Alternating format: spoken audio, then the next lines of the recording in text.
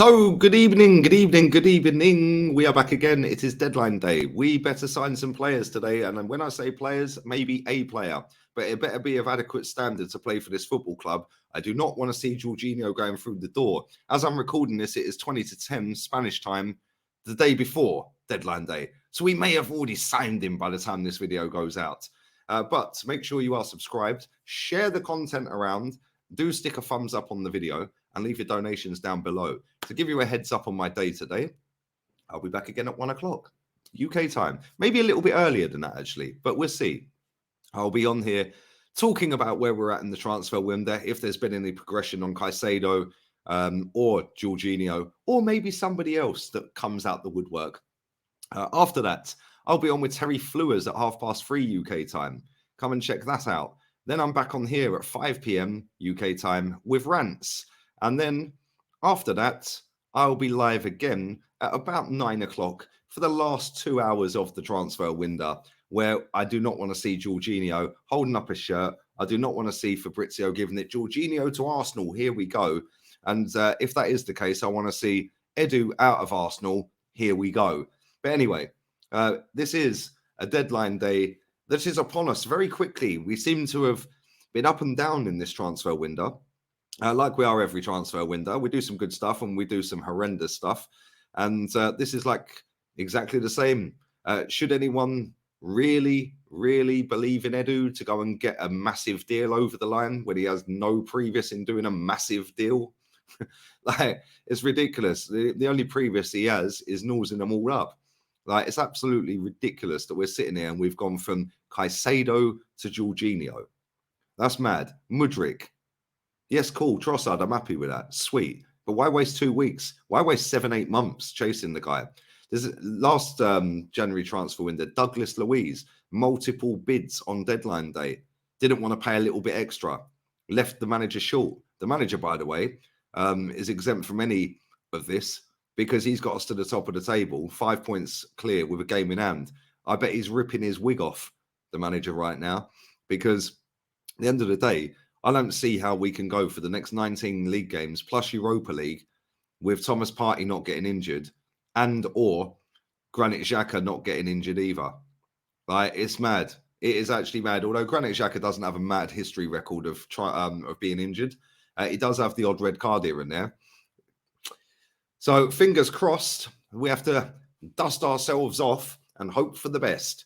This is a season where, for the first time in 7 years, we're actually competing for a title. And as it stands right now, this club is failing us as fans, him as a manager, and just basically a laughing stock in boardrooms around the world, because it always seems like it's Arsenal that penny pinch. Shakhtar want 85 million for Mudryk, so Arsenal go and bid 60. Like, I'm sorry, but what? Like, what are you doing? If the need and the want is massive and it helps you and it boosts your football team and it boosts your football club, I don't care how much it costs. This club has got pots full of money, and anyone who sits there and tries to make out that Arsenal haven't got money is deluded or lying to themselves. We have got a lot of money, which is why when we sit there with Douglas Luiz bids, that was just to appease the fans. Then the Mudryk one, David Ornstein already come and swept that under the carpet with the fan base. Oh, Arsenal were not prepared to get into a bidding war. Really? We got into a bidding war with ourselves. And then Chelsea came in and we pulled out. The only club that accepted a fee or had a fee accepted was Chelsea. After we had dithered and wasted 8 months. If we wanted him that badly, it would have been signed, sealed, delivered before the deadline transfer window opened. It's embarrassing. Why is it always this football club? Vlahovic, 70 mil, wasted an opportunity there. You know, it's crazy. This keeps going back to Edu. I'm sorry, it does. And if people want to sit there and sweep this under the carpet and pretend everything's rosy and we won't just sign players for the sake of signing them, that's how we got in this mess.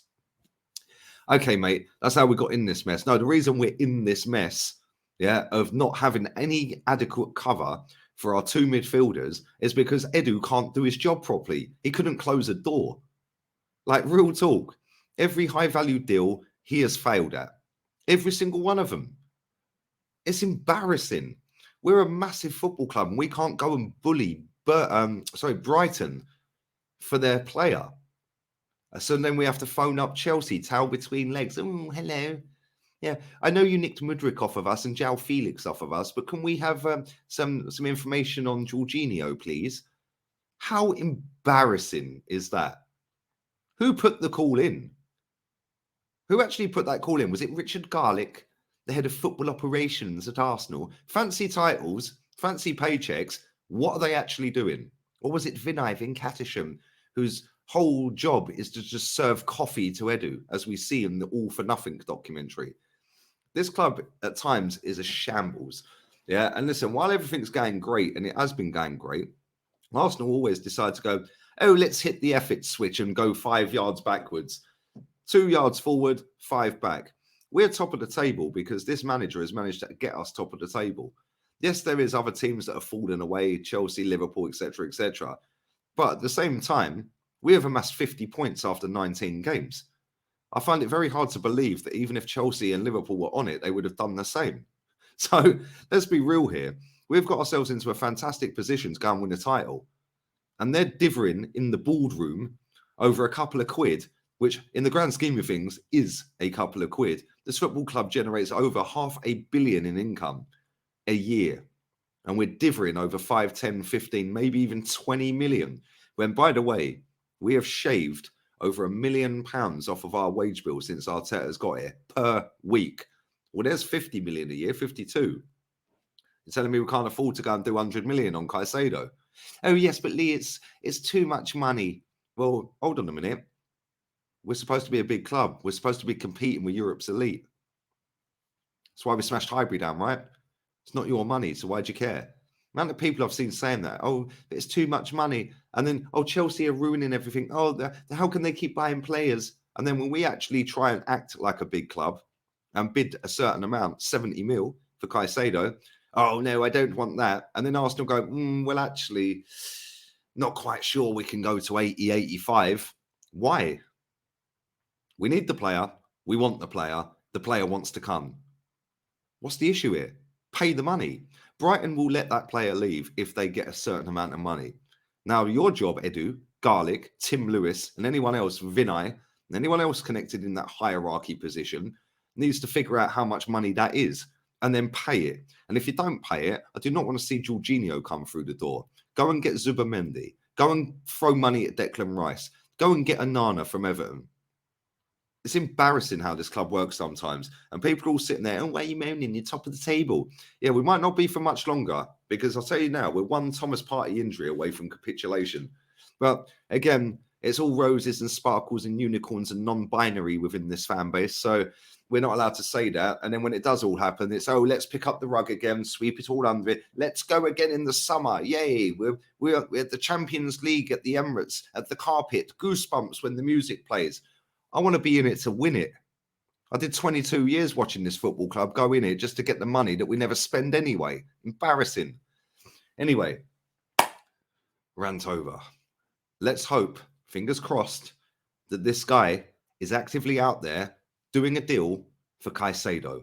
If he isn't, I do not want to see Jorginho at this football club. And if he does come in here, no, I'm sorry, mate, not good enough. Not good enough. But our fan base will dress it out. Well, he's here now. We might as well back it. No, I don't back Dross. I don't want another Chelsea player at this football club. Never again. Sorry, don't want it. Anyway, on that bombshell, I will be back again at 1 o'clock this afternoon. So keep your eyes peeled for that. Maybe a little bit earlier, but keep your eyes peeled for that. Then I'm on with Terry at R3, rants at 5 on here. And then I'll be back again at 9 p.m. for the last 2 hours of this absolute dross show. And hopefully Caicedo is holding up the shirt. Here we go. I doubt it. I don't hope. I hope that he is. I don't hope to see that Chelsea Jorginho guy at my football club anytime soon. The only time I want to see him at the Emirates is if he's playing there against us. Anyway, we're out of here, people. Adios, amigos.